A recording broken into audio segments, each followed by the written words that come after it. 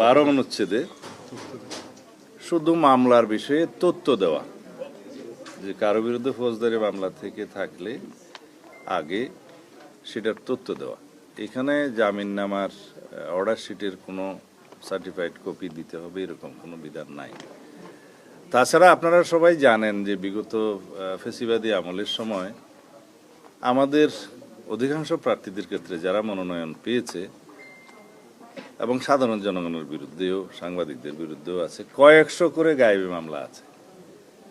সেই মামলাগুলোর হদিশই আমরা এখনো করতে পারিনি অনেকগুলো মামলা। তো সেই জন্য আমরা বলেছি যে মনোনয়নপত্রে ফৌজদারি মামলার তালিকা অর্থাৎ আরপি অনুসারে ইনফরমেশনটাই যথেষ্ট, certified copy of bail bond এক্সেট এগুলো যেন না চাওয়া হয়। দ্বিতীয় হচ্ছে অভিযুক্ত। এখানে অভিযুক্তের ক্ষেত্রে বলা আছে কিছু বিধান আছে, যদি অভিযুক্ত হয় মনোনয়নপত্রে চাওয়া হয়েছে যে আমি কখনো ফৌজদারি মামলায় অভিযুক্ত হইনি, যদি সঠিক হয় হ্যাঁ বলবেন, আর যদি বেঠিক হয় না বলবেন।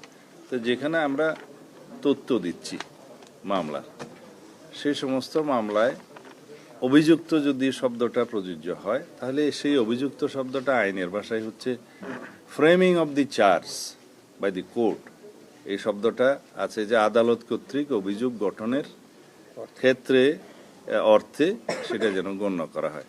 তাছাড়া হাজার হাজার মামলায় শয়ে শয়ে মামলায় কে কার বিরুদ্ধে এফআইআর দিল, কে কার বিরুদ্ধে কমপ্লেন কেস করলো, এগুলো সব চলে আসবে। তো ওনারা এটা পরীক্ষা করে দেখছেন এবং আশ্বাস দিয়েছেন যে ওনারা এটা যথেষ্ট গুরুত্ব সহকারে দেখবেন। 3 নম্বর হচ্ছে ব্যাংক অ্যাকাউন্ট। বলা হয়েছে প্রার্থী অথবা এজেন্ট, নির্বাচনী এজেন্ট ব্যয় নির্বাহের ক্ষেত্রে একটা ব্যাংক অ্যাকাউন্ট খুলতে হবে।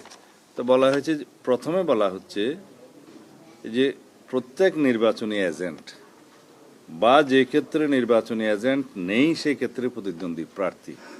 তো এটা একটু উল্টিয়ে লিখলে ভালো হয়, সেটা আমরা বলেছি যে প্রথমে একজন প্রার্থী নির্বাচনী চিফ এজেন্ট অথবা এজেন্ট নিয়োগের বিষয়টি আসবে যখন মার্কাটা দেয়া হবে, সেটা জানুয়ারির 20 তারিখ 21 তারিখের দিকে আসবে। তো তার আগ পর্যন্ত তো প্রার্থী নিজেকেই ব্যাংক অ্যাকাউন্টটা খুলতে হবে। তো সেই জন্য আমরা বলেছি প্রথমে লেখেন যে প্রার্থী অথবা নির্বাচনী এজেন্ট। তো এটা খুবই সিম্পল কারেকশন, এটা ওনারা করবেন বলে আশ্বাস দিয়েছেন। তো এই কয়েকটি বিষয় নিয়ে আমরা দৃষ্টি আকর্ষণ করার জন্য, এবং যেহেতু সময়টা খুব কম, ইতিমধ্যে 29 তারিখে শেষ দিন, মনোনয়নপত্র জমা দিতে হবে, একটু দ্রুততার সাথে এই বিষয়টা স্পষ্টীকরণের জন্য আমরা ওনাদেরকে অনুরোধ করেছি। ধন্যবাদ। নির্বাচনের পরিবেশ নিয়ে কোনো আলোচনা হয়েছে কিনা? কারণ নির্বাচনী পরিবেশের কি হয়েছে? আইন শৃঙ্খলা পরিস্থিতি নিয়ে কয়েকদিন ধরে বেশ উদ্বেগ উৎকণ্ঠা দেখা যাচ্ছে। আইন শৃঙ্খলা পরিস্থিতি নিয়ন্ত্রণের দায়িত্ব সরকারের। নির্বাচন চলাকালীন সময়ে নির্বাচন কমিশন যেভাবে চাইবেন সেভাবে কর্মকর্তাদের নিয়োগ বদলি এই সমস্ত হয়, আর কিছু কিছু বিধান আছে প্রশাসনিক কাজে, তাদের এখতিয়ার থাকে, কিন্তু প্রাইমারিলি সবকিছু সরকারের দায়িত্ব। এই ক্ষেত্রে আমরা নির্বাচনী পরিবেশ সুষ্ঠু থাকুক কামনা করি, আশা করি। সরকারকে আমরা আহ্বান জানিয়েছি এবং জনগণও চায় এবার উৎসবমুখর পরিবেশে স্বাধীনভাবে মুক্তভাবে ভোট দিবেন। তো সুতরাং আশা করি আইন শৃঙ্খলা পরিস্থিতির ক্রম উন্নতি হবে। একটা প্রশ্ন, ভারপ্রাপ্ত চেয়ারম্যান 25 তারিখে আসছেন, তার ভোটার হওয়ার ব্যাপারে কোনো আলাপ আলোচনা করেছেন? 25 তারিখ হচ্ছে বৃহস্পতিবার, শুক্রবার হচ্ছে 26 তারিখ, শনিবার 27 তারিখ নির্বাচনকালীন এই সময়ে নির্বাচন কমিশনের অফিস সব খোলা থাকে।